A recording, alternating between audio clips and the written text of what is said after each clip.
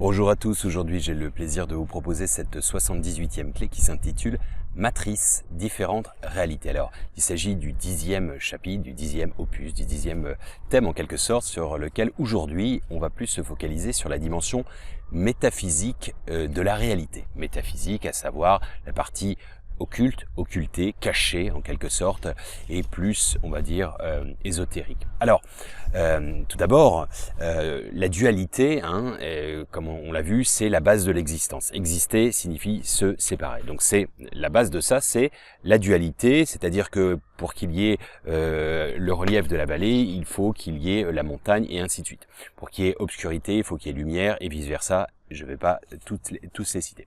Alors, c'est la même chose sur le plan de la physique et de la métaphysique. Là où il y a physique, visuel, il y a métaphysique, la partie cachée, la partie émergée ou immergée de l'iceberg. Alors, dans notre dimension physique, la matière, comme on la considère comme telle, palpable, tangible, n'existe pas. C'est pas moi qui l'ai dit, c'est Einstein qui avait dit tout ce il n'y a que de l'énergie. Ce que vous avez appelé matière, c'est de l'énergie dont la fréquence a été réduite pour être perceptible à vos sens. Il n'y a pas de matière. Il conclut comme tel, il n'y a pas de matière. C'est pas qu'il n'y a pas de matière, c'est-à-dire que ça c'est solide, c'est tangible, mais ce n'est que de l'énergie avec des vecteurs d'information. Au-delà, tout est composé d'atomes, et si on va dans des segmentations plus lointaines, d'électrons, de nucléons, etc., etc. Et tout vibre,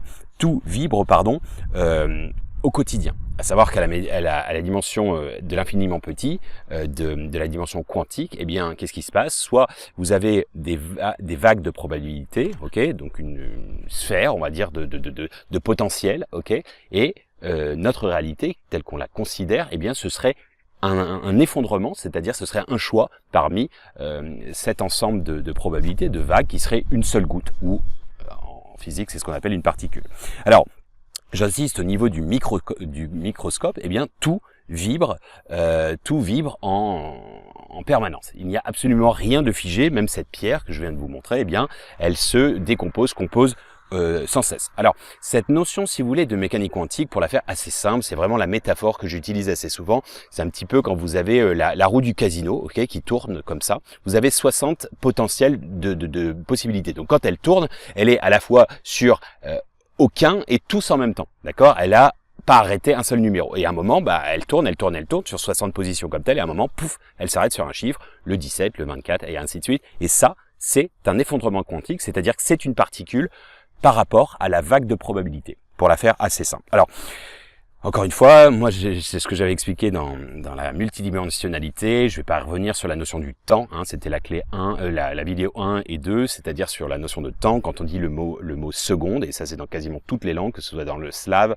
dans les langues slaves, pardon, dans les langues anglo-saxonnes, même en chinois. En fait, seconde, pourquoi on dit une seconde quand on compte 60 secondes, c'est une minute, pourquoi on ne parle pas de première? Eh bien, très fort probablement que la première serait l'état juste avant, qui est la roulette qui tourne, et la seconde serait juste l'effondrement, et donc un choix dans notre réalité. Donc c'est une notion, j'insiste, de choix. Comme disait, pour reparaphraser, j'en ai déjà parlé, mais c'est très important, je vais réinsister sur certains points aujourd'hui, comme aurait dit Montaigne, parce que c'est lui l'observateur, parce que c'est elle l'observation, l'observateur impact sur la réalité, et mesurer, c'est impacter, et c'est déjà influencer notre réalité. Alors, j'insiste, l'analyse impacte le résultat. Le participant et l'observation, en fait, c'est un même bloc, c'est-à-dire l'observateur, l'objet observé et le fruit de l'observation, c'est un triptyque, mais en fait, ça n'est qu'un bloc qui ne forme qu'un. Alors, l'information est comprise dans chaque cellule, dans chaque particule de l'univers, et est présente de manière holographique dans toutes les autres. Elles sont reliées grâce à un champ et les trous de verre. Alors ça, c'est très très très important. De manière holographique, ça sous-entend en fait que chacune des particules contient l'intégralité du pattern. Je vous ai déjà pris cet exemple. C'est comme dans votre génome, en fait, chaque gène contient l'intégralité de votre schéma, votre patrimoine d'ADN. En fait, il faut juste faire un petit prélèvement d'une substance pour qu'on ait l'intégralité. C'est le même principe. Et c'est ce qu'on a retrouvé dans bon nombre dans tous les ésotérismes, dans l'hermétisme, c'est-à-dire tout ce qui est alchimie, notamment ce qui est en la table d'émeraude, ce qui est en haut est comme ce qui est en bas, ce qui est en bas est comme ce qui est en haut. C'est-à-dire qu'en fait, c'est le principe également, comme disait Rumi, tu n'es pas une goutte d'eau dans l'océan, tu es l'océan entier dans une goutte. C'est le principe également dans l'hindouisme du collier de perles d'Indra, c'est-à-dire que vous avez comme une toile d'araignée au petit matin avec la rosée, vous avez des petites gouttelettes, chaque gouttelette reflète l'intégralité de cette même toile avec l'intégralité des petites gouttelettes. Alors, comme avait dit Schrödinger, l'un des pères de la mécanique quantique, la multiplicité, on va y arriver, que nous percevons n'est qu'une apparence. En vérité, il n'y a qu'un esprit, il n'y a qu'une conscience. C'est ce que j'essaie d'expliquer à travers bon nombre de voies, hein, tous les chemins mènent à Rome et au Dôme. C'est cette idée. Alors, la conscience, en fait, il y a une conscience dans chaque membrane cellulaire, par exemple. Ça, c'est quand même assez fou. C'est notamment ce que disait David Bohm, qui était un grand scientifique et même un mentor pour Einstein. Il disait « La nature a un sens et donc une conscience. Même au niveau de l'électron, cette conscience est partout et en toutes choses. » Alors, on verra aussi une citation avec Émile Charron qui dit en gros que chaque cellule a aussi une conscience. Alors, nous laissons, ça j'ai pas mal dit, nous laissons de l'information dans la structure de l'espace-temps. Donc, on devrait, au lieu de parler d'espace-temps, d'espace-mémoire et ou d'espace-temps, conscience, mémoire. Voilà. Comme je vous l'ai expliqué aussi, Einstein a mentionné pas mal de fois, les objets ne sont pas dans l'espace, mais une extension de l'espace. En réalité, il n'y a pas de distance entre les choses. Nous contenons l'univers et nous sommes contenus dans chaque petit univers, dans chaque petite réalité que constitue chaque individu. La conscience n'est pas dans le cerveau, mais dans le champ. Hein, dans ce champ qu'on va voir aujourd'hui, hein, la divine matrice, hein, ce champ qui surpasse, qui enchevêtre tout à tout, et le cerveau est comme une antenne en quelque sorte qui a accès à cette base de données, à ce serveur externe en émission et en réception. Alors, il n'y a qu'une conscience, j'insiste, une grande conscience avec un grand C, somme de toutes les petites consciences individuelles, collectives et au-delà, même en potentiel, en devenir. Alors, notre réalité ne semble qu'être une projection de nos croyances profondes, d'où l'intérêt de bien nettoyer ces biais cognitifs, ces fausses croyances, ces croyances limitées, etc. Ce qu'on a vu dans la clé 4, dans la clé 3, dans la clé 4 et ainsi de suite au cours de tout ça. Alors, si quelqu'un est convaincu de quelque chose dans son métaprogramme, dans son inconscient, eh bien, il se le fait en réalité. C'est le principe d'avoir mis, je sais pas, un tatouage et vous avez beau le nettoyer avec toute la bonne volonté et les meilleurs produits, on va dire, d'hygiène d'hygiène, eh bien vous ne l'enlèverez jamais. Il faut aller en dessous de l'épiderme. Alors les formes pensées, on va pas. J'ai traité 4 vidéos sur les égrégores, mais les formes pensées alimentent les égrégores et ensuite les égrégores nous nourrissent en retour. C'est l'œuf et la poule, c'est un schéma de vase communicant, je pense à quelque chose, je vibre d'une certaine manière, je visualise, j'idéalise, etc.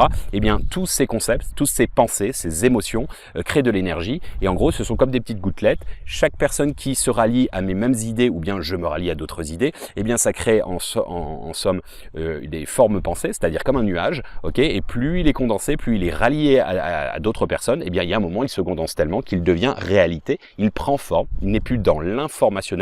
Il prend forme, il prend forme dans la matière, il tombe dans la matière, hein, c'est ça la chute, hein, dans la matière, et en gros, il se déverse comme de l'eau physique, comme de la pluie, etc. Et sur d'autres. Et les autres qui recevront cette pluie, ces formes pensées, adhéreront ou la rejetteront, et soit l'alimenteront, ou bien la laisseront passer. Mais en fait, plus on est à rallier des idées, et plus en fait les autres en sont impactés, et plus nous sommes impactés en retour. C'est pour ça que j'insiste tout le temps. L'hygiène de pensée, hein, si vous êtes positif, si vous pensez qu'on va aller dans un futur, une nouvelle ère lumineuse, mais pas forcément qu'en attendant, en action, en visualisation, dans des petits projets, dans des associations, dans la bienveillance au quotidien, pas besoin non plus de partir à l'autre bout du monde et faire des choses extraordinaires dans l'humanitaire, hein. Vous pouvez aussi faire des choses remarquables à petite échelle, à petite portée.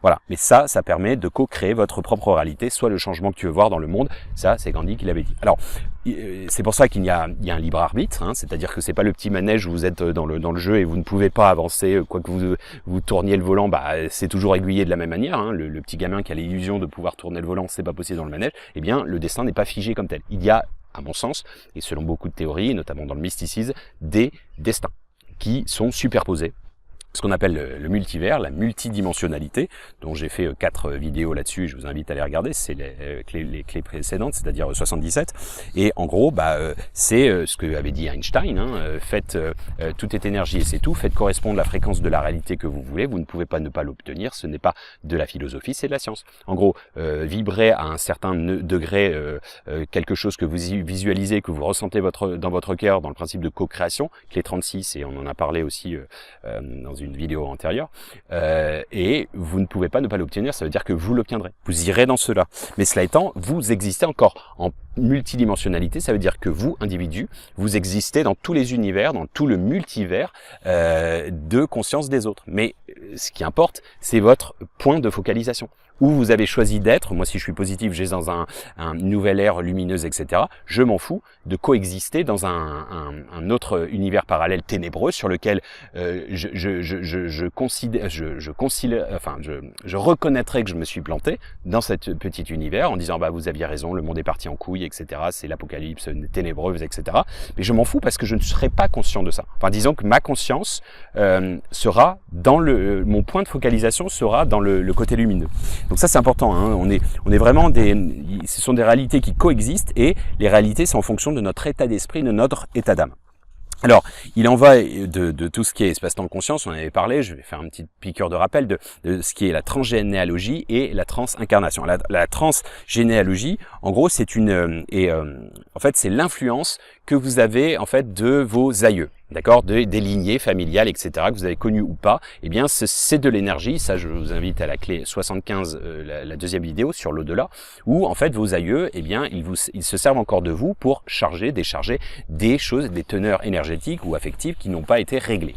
Je vous ai donné l'exemple de mon aïeul, mon grand-père que je n'ai pas connu, qui le pauvre est mort, de manière, il s'est suicidé, il était alcoolique, il était violent, et surtout, il avait été envoyé dans les camps, il s'est fait dénoncer par sa femme, qu'il trompait avec un facho, un nazi, etc., etc. Bon, imaginez le traumatisme. Moi, j'ai récupéré ça. Et jusqu'à temps que j'ai pu le dénerver. D'accord ? Bon, il y a des techniques pour ça, que j'ai expliqué notamment dans cette série de vidéos. Voilà. Donc, ensuite, on est influencé par ça. Aussi, la transincarnation, ça veut dire quoi ? Ça veut dire qu'en fait, il y a une simultanéité et une coexistence des événements, des lignes de temps. Les lignes de temps, ça veut dire en fait un destin, scénario 1, scénario 2, scénario 3, etc. qui coexistent, qui sont superposés, pour lesquels vous coexistez dans chacun d'eux, mais ensuite, votre choix, c'est la conscience, au niveau vibratoire, d'état d'esprit et d'état émotionnel. Et ensuite, donc, des superpositions d'états de la réalité, c'est ce qu'on appelle le multivers. Alors, vous allez me dire, pourquoi ? La transincarnation, je vais expliquer concrètement ce que c'est qu'en fait, vous êtes, si vous avez eu différentes incarnations, vous êtes là présentement, et vous êtes aussi dans vos autres incarnations qui continuent à évoluer. Donc en fait, je vous invite à lire, si vous le souhaitez, Aleph de Paulo Coelho, il explique bien, le gars est à l'Inquisition, et en fait, il continue à exister, et en fait, il a fait des schémas qu'il répète actuellement. C'est aussi ce que j'ai essayé de démontrer, d'expliquer avec le Baraka Casser les Baraques, l'ouvrage gratuit disponible que vous avez en audio ou en PDF, ou même en physique. En fait, c'est quoi ? C'est à l'époque de Jésus-Christ, en fait, c'est les scènes, des parties de la Bible sur lesquelles je contextualise, et en fait, je fais revenir cette scène de manière contemporaine dans la vie de tous les jours sous une autre forme avec d'autres personnages. Alors, pourquoi cette transincarnation ? Eh bien, parce que ça permet notamment de faire une notion de chaise musicale. C'est-à-dire, chaise musicale, vous mettez à la place de quelqu'un. Je le fais notamment dans les conciliations, dans tout ce qui est empathie et autres. Je fais souvent ce jeu.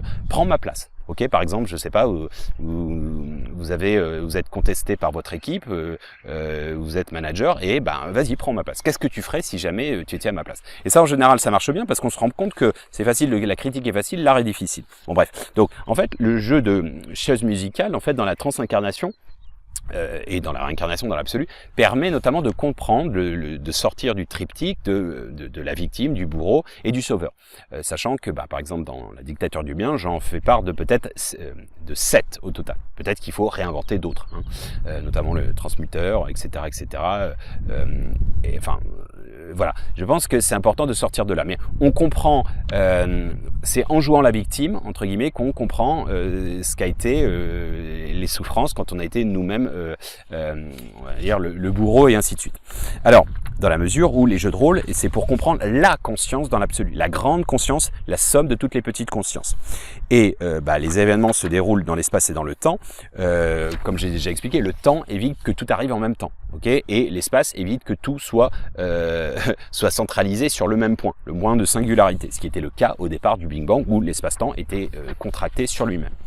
Alors, j'ai souvent utilisé cette métaphore du dessin animé, c'est-à-dire que vous le faites main. Donc vous prenez par exemple un bloc de post-it et vous faites des petits dessins comme ça, assez simples, et en fait vous les décalez un petit peu. Donc du coup quand vous faites ça, en fait ça fait une animation, ça fait le principe d'un dessin animé. Sauf qu'en fait vous avez une illusion de mouvement, à travers le fait que vous déroulez comme ça chacune des petites pages, sauf qu'en fait la réalité c'est la même chose. Chaque seconde vous avez 24 images, donc 24 images par seconde, mais ce sont que des images figées. Et en sorte, il y aurait une notion en fait que chaque instant elle est juste figée dans l'absolu, elle est genre glacée, d'accord? Et il n'y aurait que des sommes de petits présents, des instants présents, des ici et maintenant, tout le temps. Et c'est pour ça que Einstein, et je vous réfère à la première vidéo, la deuxième vidéo des clés 77, il avait dit le passé, le présent, le futur n'est qu'une illusion, bien que persistante. Alors, quand vous lisez par exemple un ouvrage, vous arrivez à la page 100, eh bien, vous avez toujours conscience que si vous tournez la page, 99 existe tout le temps, mais vous la voyez pas, hein, et vous savez que la 101e est déjà là en potentiel. Alors, quand vous fermez votre radio, là on y va crescendo, c'est pour vous mettre un petit peu dans l'ambiance. Quand vous fermez la radio ou la télé, eh bien le programme continue à émettre, à exister, indépendamment de vous. Alors, le lien avec la conscience, c'est Victor Hugo qui disait la conscience, c'est Dieu présent dans l'homme. Alors, la conscience, la grande conscience avec un grand C, c'est la somme des petites consciences. Alors, la petite conscience avec un petit c, c'est quoi? C'est un point de focalisation. Vous focalisez sur un point, par exemple, d'accord?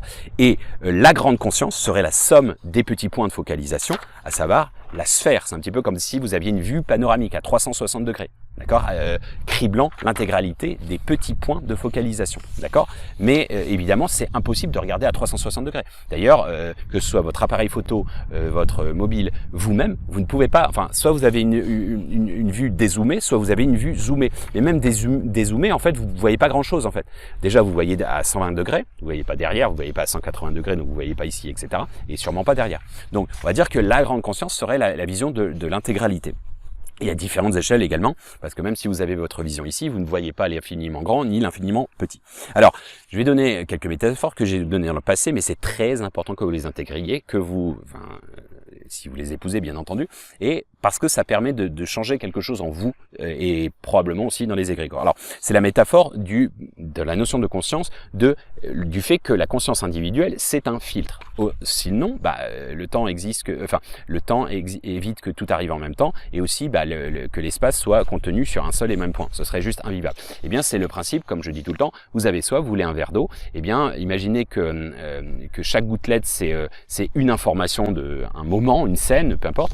Eh bien, vous voulez juste avoir un verre d'eau et on vous met devant un barrage et on fait céder le barrage. Donc vous allez avoir des tonnes et des tonnes de l'eau, des litres et des litres d'eau qui vont vous tomber, submerger, vous allez mourir noyé. En gros, trop d'informations vous détruit.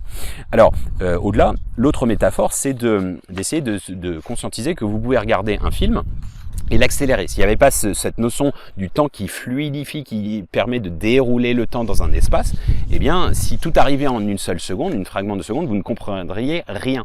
C'est-à-dire que vous pouvez regarder un film de 2 heures, ok, le multiplier par une vitesse de 2, c'est possible sur YouTube, sur Netflix, c'est 1.5, bon bref, 2, audiolivre, par exemple, vous avez jusqu'à x4. Bon, x2, ça veut dire que votre film de 2 heures va être d'1 heure. Ensuite, x4, ça serait d'une demi-heure. Bon, c'est déjà très très compliqué. C'est 8, c'est impossible, et ainsi de suite. Si vous allez multiplier jusqu'à 6000, vous allez avoir un film de 2 heures qui, en 1 seconde, mais sauf que vous allez absolument rien comprendre. Parce qu'il y a trop d'informations qui est superposée, qui est condensée. Donc, ce serait la même chose. Donc, l'espace-temps permet ça. Au-delà, en fait, le fait que vous n'ayez qu'une conscience et que vous ne viviez pas en multidimensionnalité consciente de ça, du fait que vous soyez en même temps sur d'autres axes, en probabilité et même dans les passés, c'est-à-dire en transréincarnation, eh bien, ça permet d'éviter la cacophonie. C'est-à-dire que ce serait quand même compliqué de regarder un film, enfin 2 films en même temps, vous regardez 2 films. Bon, vous allez pouvoir les suivre, mais vous allez zapper des informations, des détails, surtout si c'est un petit peu, on va dire, cérébral. Donc, si vous en mettez 3, là ça devient beaucoup plus compliqué. 4, j'imagine c'est impossible. 5, 10, et imaginez vous avez 8 milliards d'individus, donc 8 milliards de films qui se jouent en même temps. Vous avez 8 milliards d'écrans. Eh bien, c'est absolument cacophonique, c'est incompréhensible. Et si vous les accélérez en vitesse 6000, vous avez 6, pouf, comme ça, explosion, qui vous viennent dans la tronche, et bah, en gros, la conscience, avec un grand C, ne pourrait pas être consciente, entre guillemets, de ces différentes petites consciences. Elle ne pourrait pas s'analyser, ni il y aurait trop d'informations. Et c'est pareil pour l'individu, c'est pour ça qu'on se fragmente. Exister signifie se séparer, donc se séparer de cet ensemble, ce global. Autre métaphore, c'est la métaphore par rapport à la transincarnation, c'est cette métaphore du building, par exemple, de 21 étages, dans le sens où 21 étages, c'est comme 21 siècles. Alors, vous êtes au 21e étage, c'est l'instant présent, ok. 18e étage, c'est la Révolution française, 16e étage, c'est les découvertes, Christophe Colomb, etc., 15e, 16e étage, et ainsi de suite, ok. Moyen-Âge, c'est 10e étage, et ainsi de suite. Vous descendez, les Gires au 7e étage, Constantin au 4e étage, rez-de-chaussée, c'est Jésus, Ponce Pilate, et ensuite le sous-sol c'est, je sais pas, moins 6 pardon, c'est Bouddha, c'est Platon, etc., etc. D'accord. Donc, mais eux continuent à coexister, ils continuent à vibrer, à vivre. C'est pour ça que d'ailleurs, quand on a lancé les sondes, on peut voir ce qu'on appelle le fond diffus cosmologique, c'est-à-dire qu'on peut voir le passé de manière fréquentielle et le reconstituer sous forme d'hologramme. C'est un petit peu comme si vous balanciez une pierre dans l'eau et vous aviez des ondes. Eh bien, à un moment, au début, elles sont visibles, mais c'est le fruit au départ de l'impact de la pierre. Et ensuite, elles sont quasiment invisibles, mais elles existent toujours. D'accord ? C'est ce même principe. Alors, du coup, et ainsi de suite, en fait, sauf que vous ne voyez pas à l'étage inférieur. Et vous voyez pas, par exemple, en construction, s'ils vont faire un 22e étage, un 23e étage, qui sont déjà conceptuellement parlant dans l'idée de l'architecte, dans les plans. Ensuite, le gros œuvre fera son travail, c'est-à-dire que c'est le potentiel du futur. D'accord ? Au-delà, vous voyez pas forcément ce qui se passe d'un foyer à un autre. Vous voyez pas ce qui se passe chez le voisin. Je ne sais pas comment mon voisin se lave, ou je sais pas où, et ainsi de suite. Je suis pas dans sa tête, je suis pas dans la dimension personnelle et privée, la sphère privée. D'accord ? Donc, on est quand même dans notre univers, on est dans notre monde par rapport à ça. Et au-delà, en fait, vous avez un empilement. Si vous avez un building, vous pouvez considérer que c'est fait comme, je sais pas, comme dans des cités où il y a eu une vingtaine. En Chine, c'est très souvent le cas, c'est ce qu'on appelle des compounds. Vous avez 20 ou 30 jusqu'à des concentrations, jusqu'à des villes comme Metz, 50 000 habitants ou plus, etc. Et je sais que Metz fait plus, mais bref. Et en fait, c'est les mêmes bâtiments, sauf qu'ils sont, par exemple, les uns derrière les autres. Donc du coup, vous auriez un scénario au 21e siècle, c'est-à-dire de vous-même, et ensuite un autre scénario dans un autre building, avec quelque chose de un peu différent. Je n'ai jamais fait ces séries de vidéos. Aujourd'hui, j'ai mis une autre chemise. Dans un autre scénario, c'est exactement cette vidéo, j'ai dit la même chose, mais il fait gris, et ainsi de suite. Donc ça change pas forcément la donne. Et d'autres, j'ai pas fait les vidéos, vous les regardez pas non plus. Ou bien je fais les vidéos, mais vous n'avez jamais connaissance de ma chaîne, etc., etc. Bon bref. Au-delà, il y a aussi cette métaphore qui me tient à cœur, celle de DiCaprio. Ok, donc je prends toujours cet exemple, tant pis. Il faut que vous le compreniez comme tel. Donc DiCaprio, l'acteur, serait en quelque sorte, on va dire, l'âme. Ok, donc l'individu serait l'âme. Ensuite, tous ces rôles dans les différents films, ce seraient ses incarnations. Donc il a joué dans Inception, il a joué dans Titanic, il a joué dans Wolf of Wall Street, etc. Les séries débiles quand il était gamin, etc., etc. Donc on peut considérer, par exemple, qu'il y a un Titanic avec différentes options. Titanic, comme vous le connaissez, Titanic 2, il a loupé le bateau, donc il n'y a pas d'histoire. Titanic 3, je sais pas, et ça matche pas, il n'y a pas d'histoire d'amour. Titanic 4, que dire, je sais pas,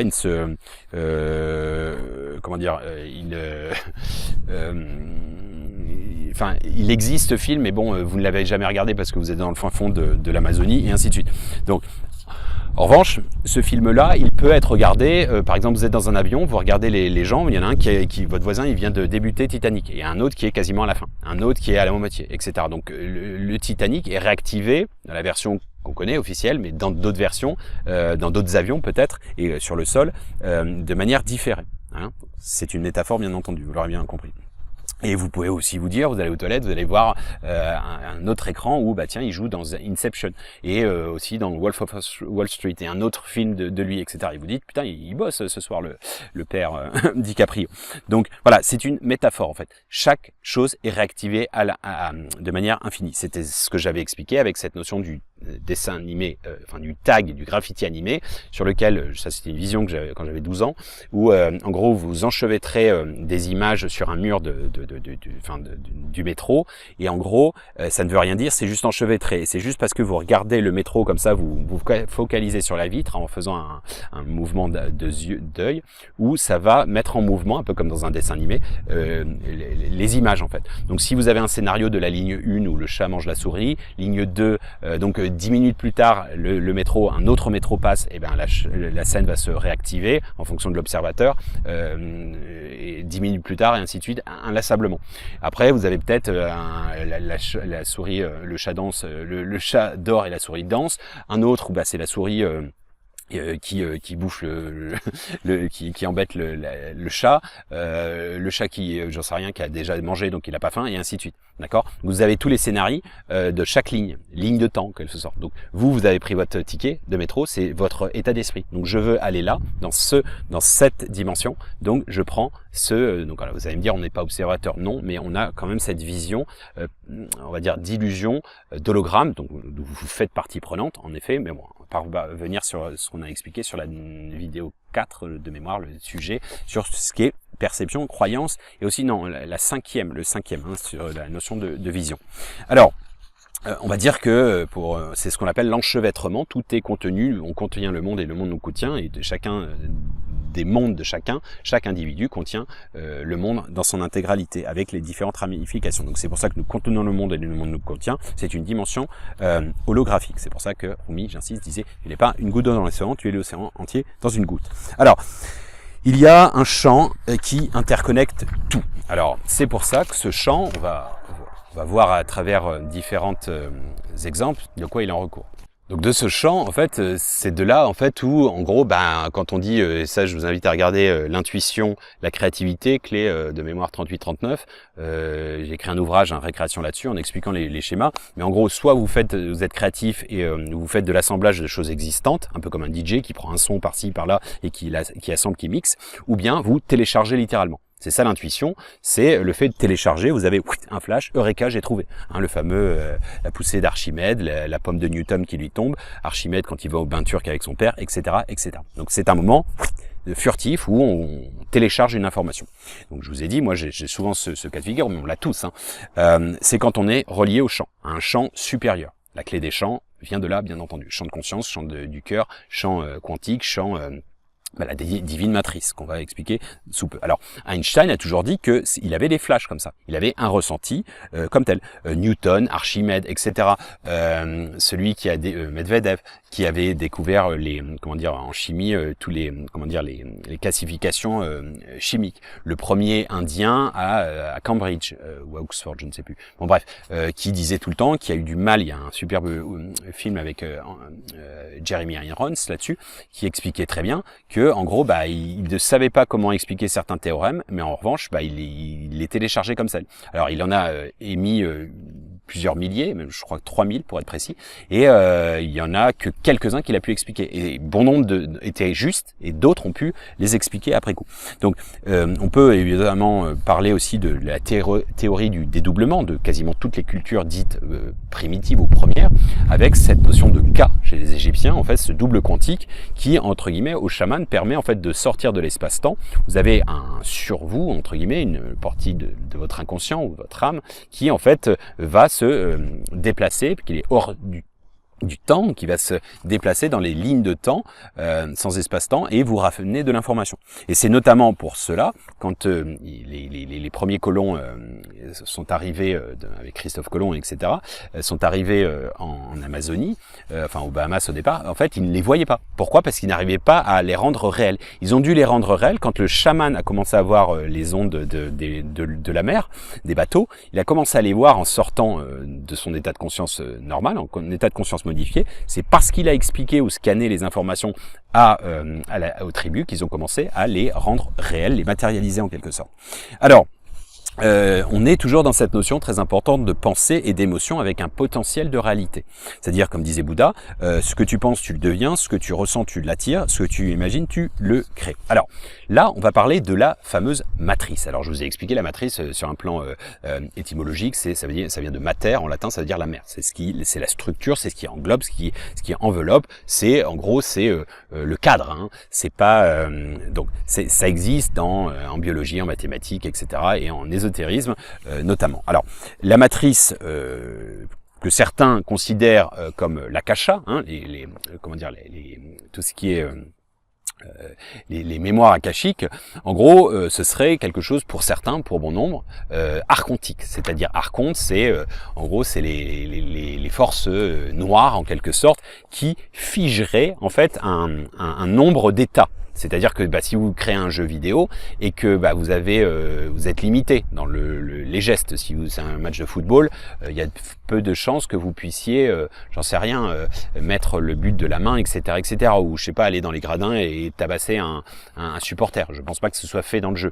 Donc il y a des limites en fait. Donc ce serait pour ça qu'en fait certains voient ce truc comme archontique. Alors ce serait une grille énergétique qui entrelace tout à tout et agit sur les agissements, les comportements et les individus. En gros, nous serions des marionnettes, des égrégores, des formes pensées et des entités des esprits.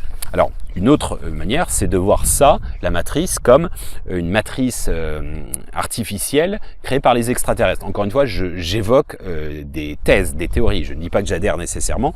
Alors, c'est un mix en quelque sorte entre ce que je viens d'énoncer précédemment, avec au lieu de vous remplacer archonte par des entités maléfiques, entre guillemets, draconiennes, etc., des extraterrestres, et vous le mixez avec Matrix, okay, qu'on verra plus tard. Alors ensuite, il y a la matrice, la divine matrice, pour lequel je dois avouer que je suis quand même plus en faveur de cette vision. Donc c'est quoi la divine matrice? C'est le contenant de l'univers en quelque sorte. C'est le pont entre notre monde intérieur extérieur. C'est le miroir reflétant nos émotions et nos croyances. D'accord? Donc c'est les caractéristiques, c'est qu'elle est omniprésente, omnisciente. Elle a toujours existé. Elle n'a pas besoin de créer quelque chose comme un programme radio puis de l'émettre. En fait, elle est. Et toutes les informations sont toujours là. C'est pour ça que je vous explique tout le temps en anglais, all exist already, all ready to exist. Je joue avec le mot, ça veut dire tout existe déjà et tout est prêt déjà pour exister en quelque sorte, en potentiel. Et également, ce champ est apparu en même temps que le Big Bang, de ce point de singularité qui fait en sorte que l'espace et le temps se diluent. Alors, la matrice, c'est la connexion, j'insiste, entrelaçant tout, un peu comme les racines des arbres qui sont reliées entre eux. D'accord. Alors, nous sommes la semence du miracle ainsi que le miracle en même temps. On est le peintre et la peinture à la fois. Dans la mesure où c'est un univers participatif, ça c'est l'expression qu'avait utilisée John Wheeler, un grand scientifique. La réalité existe grâce à la conscience et à l'observation. C'est la co-création. La réalité visible, en quelque sorte, n'est qu'une pâle copie de la réalité de l'au-delà. C'est-à-dire organisationnel, c'est un petit peu comme si vous focalisiez uniquement sur le jeu vidéo avec les graphismes et vous occultiez tout le paramétrage, tout ce qui est le coding en quelque sorte. Alors, ça se travaille, en fait, il y a un langage au-delà, c'est le langage de l'émotion qui est une sorte de codification. Alors, vous avez 24 images par seconde, c'est une somme de succession d'instants présents, comme j'ai déjà expliqué, l'espace qui empêche que tout arrive au même moment, et le temps évite que tout arrive au même moment, et l'espace que tout soit compacté. Donc, les photons s'organisent, il y a une présence d'ADN, ça a été démontré, donc les photons s'organisent, les photons c'est les particules de lumière, s'organisent en fonction de l'ADN, donc ça veut dire que l'ADN est soit implié, soit explié. C'est-à-dire qu'en fait, c'est un peu comme une respiration. Ça, c'est selon John Wheeler, qui est encore une fois un scientifique. Donc, comme j'ai évoqué, les particules doivent avoir une réalité différente de nos mesures.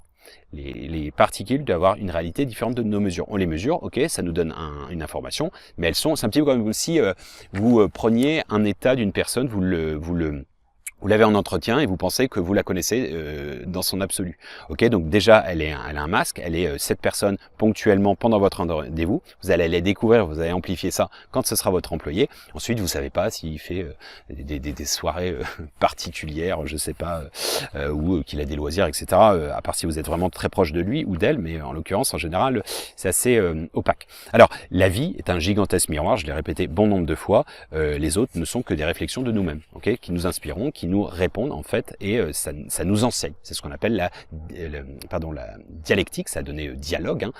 Ça c'est dans la Grèce antique, dans la philosophie.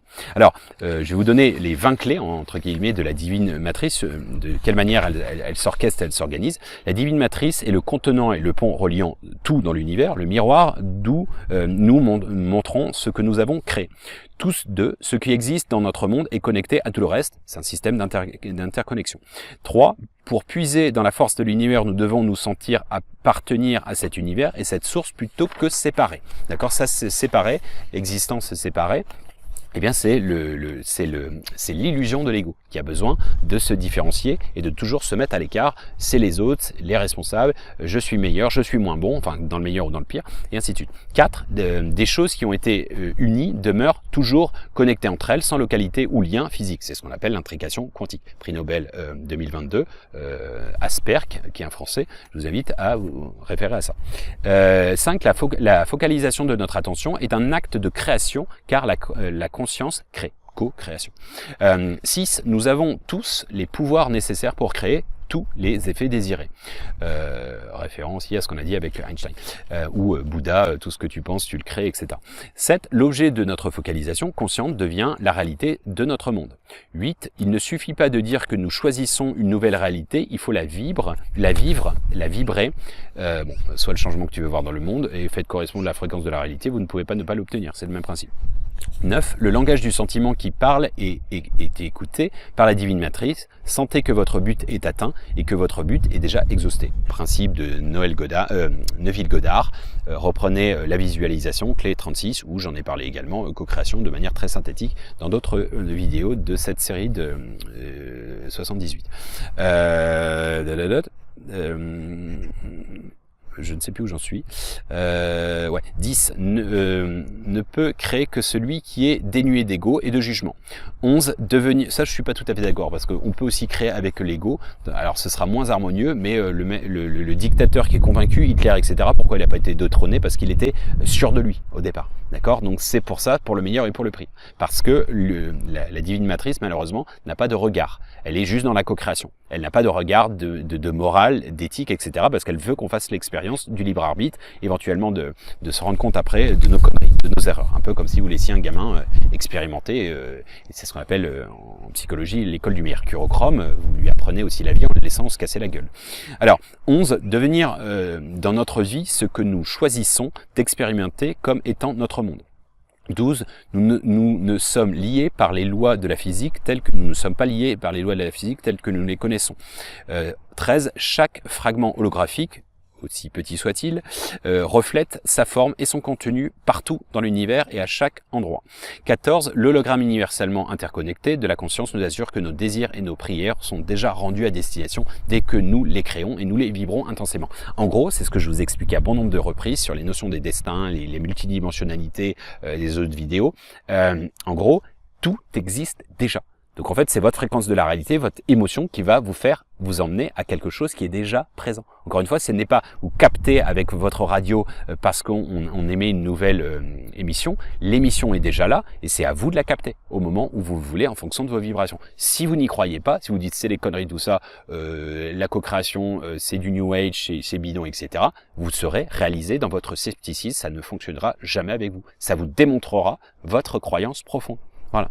Donc tout le monde est exaucé, tout le monde a sa forme de réalité, que ça fonctionne ou ça ne fonctionne pas. Et encore une fois, ce n'est pas New Age, c'est le Bouddha, je vous dis, en parle dans la Bible, le verset 106, Si tu fais le 2 en 2-1, étudier à la montagne, éloignez-toi, le 2-1, c'est le conscientiser, le visualiser et le ressentir déjà comme présent dans le cœur. Neville Goddard en a beaucoup parlé, etc. etc. Alors 15, par l'hologramme de la conscience, tout changement individuel dans notre vie se reflète dans toute notre vie et de tout notre monde et de tous les mondes. C'est le battement d'ailes de papillons en Asie crée une tornade en Occident. C'est le principe de ce qu'on appelle la résonance. Alors, 16, le seuil minime critique pour déclencher un changement collectif est de l'ordre de la formule racine carrée de 1%, c'est-à-dire ce qu'on appelle l'effet Maharishi, pour lequel il y a eu par exemple International Peace Project in Middle East, c'était la guerre du Liban dans les années début 80, où du côté libanais et du côté israélien, ils ont commencé à organiser des prières et d'une manière inexpliquée, ça a fait baisser entre guillemets les hostilités et la guerre s'est résolue comme ça quasiment du jour au lendemain de manière miraculeuse. Il y a eu une autre, je vous invite à regarder de mémoire, c'est l'article du 30, peut-être une bêtise, d'août, le 30 août 1993 du New York Times qui titre en gros que 3000 participants à cette méditation transcendantale ont permis de faire baisser la criminalité à Washington de l'ordre de 25%. D'accord ? Et les enregistrements des centres de police ont constaté la même baisse. D'accord ? Donc c'est la raison pour laquelle nous proposons depuis des années, depuis 4 ans, plus de 4 ans et demi, bientôt 5 ans, depuis décembre 2018, la méditation Well-Rounded Meditation que nous faisons tous les mois à la pleine lune, en anglais, en français, elle dure 9 minutes, pour lequel les gens se connectent et le but du jeu, c'est d'être de ce seuil critique. Pourquoi ? Parce que faites le calcul, racine carrée de 1%, c'est absolument rien du tout. C'est-à-dire que, faites le calcul, on est 8 milliards, vous le divisez par racine, par 1%, donc ça fait plus que 80 000, et vous faites racine carrée de ça, eh bien vous allez obtenir pas grand-chose, c'est-à-dire au bas mot, moins de 10 000 personnes, 8 000 personnes. Donc il faudrait pas grand monde pour on puisse commencer à faire des choses. Alors, 17, la divine matrice reflète dans notre monde les relations que nous créons dans nos croyances. C'est pour ça que c'est une histoire de miroir. 18, la source de nos expériences négatives peut provenir des 3 peurs universelles, la peur de l'abandon à la hauteur, la peur de faire confiance et la peur de, je ne sais pas, je l'ai traduit en anglais, donc forcément c'est une erreur de traduction. Vous m'en excuserez. 19. Nos véritables croyances se reflètent dans nos relations les plus intimes. Bon, c'est un peu redondant, mais c'est quand même ça. 20. Devenir dans notre vie ce que nous souhaitons expérimenter dans le monde. C'est toujours la même chose, de soit le changement que tu veux voir dans le monde. Alors, en guise de conclusion, j'aime à dire, ça fait partie des koans, des phrases philosophiques que j'ai mis dans l'ouvrage gratuit, 99 citations comme telles avec des images, pour que ce soit très visuel. Synthèse de synthèse téléchargeable depuis mon ouvrage, depuis mon site web qui dit la chose suivante: tout est superposé aléatoirement et surtout en parallèle, superbement posé méticuleusement. C'est l'empilement des réalités, des multivers, etc., etc. Et en anglais, je le dis différemment: all exist already and all ready to exist. Already, c'est pareil, c'est-à-dire already, ça veut dire déjà, et already, ça veut dire tout prêt. Donc voilà. Alors en gros, tout existe en potentiel et ne demande qu'à être activé. Comment? En ressentant, en vibrant la réalité que l'on veut, en s'affranchissant des fausses croyances, des pensées limitantes, en sortant des métaprogrammes conscients ou inconscients de notre personnalité, des héritages de notre lignée, la transgénéalogie, de nos incarnations, notre karma, de notre race en tant que genre humain, avec les annales akashiques, les mémoires morphogénétiques qu'on verra dans la prochaine vidéo, patrimoine mondial de l'humanité, qu'on avait vu dans la vidéo précédente, c'est-à-dire la 9. Tout existe en potentiel et ne demande à n'être qu'activé, j'insiste lourdement, comme l'a dit encore une fois, et je le répète, je martèle parce que ça fait partie du processus d'assimilation. Tout est énergie et c'est tout. Faites correspondre la fréquence de la réalité que vous voulez, vous ne pouvez pas ne pas l'obtenir. Ce n'est pas de la philosophie, c'est de la science. Ça, c'est Einstein. Donc, très important, de manière très mystique. Je sais que ça ne touchera pas beaucoup de monde, mais peu importe. N'oublie pas d'oublier. Parallèle, rappelle-toi que tout réside dans le rappel. Ou n'oublie pas d'oublier, sous-entend, détache-toi de ces fausses croyances. Et au-delà, en fait, rappelle-toi de te rappeler, c'est la remembrance littéralement to remember, ça veut dire réactiver les membres, mais pas les membres physiques en fait, c'est se réactiver le fait que nous avons fait inlassablement ça depuis la nuit des temps et que nous sommes invités à faire toutes les scénarios tout le temps au même moment depuis la nuit des temps et après tout est une question de choix. Donc quand on dit « ah, tout est déjà là », oui, en potentiel, mais ensuite ça dépend de notre fréquence. Donc c'est aussi notamment la notion de déjà-vu. Alors pour certains scientifiques, c'est en fait quand le cerveau lent, hein, quand le cerveau est lent, et donc du coup vous avez 2 fois l'information qui vient entre guillemets se réverber, enfin s'afficher entre guillemets dans votre conscience, et d'autres philosophies mystiques notamment pensent que nous avons tout déjà vécu et on vit tout au même moment. C'est juste que notre conscience, vu qu'on est la conscience, on n'est que la conscience, on est tous unis, on est juste dans cette illusion de séparation. Exister signifie séparer. C'est pour ça que je dis assez souvent, ça figure également dans les koans de synthèse, on ne rencontre jamais personne. On retrouve une partie de nous-mêmes que nous avions perdue ou oubliée. Voilà, je vous invite à méditer là-dessus. Voilà, j'espère que ça vous aidera à façonner passe-partout de la clé des champs du cœur, des champs morphiques, des champs de conscience, etc. Comme vous le savez, tous les chemins mènent à Rome et au Dôme à bon entendeur. Salut!